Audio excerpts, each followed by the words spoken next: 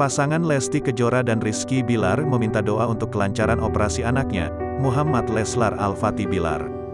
Penyebabnya, anak Lesti Kejora dan Rizky Bilar tersebut perlu dioperasi atas penyakit yang dideritanya. Penyakit yang diderita anak dari Rizky Bilar dan Lesti Kejora hingga harus dioperasi adalah hernia alias turun berok. Mohon doanya agar operasi hernia Fatih dilancarkan, tulis Rizky Bilar. Melalui media sosial, Rizky Bilar, suami Lesti Kejora itu membagikan kabar tersebut. Dalam foto, Baby L terlihat sedang terbaring lemah. Tampak anak dari Bilar dan Lesti itu tertidur pulas. Pada slide kedua, bayi berusia 9 bulan itu terlihat masih ceria sebelum melakukan operasi. Dalam keterangan unggahan, Bilar meminta doa agar anaknya segera sembuh.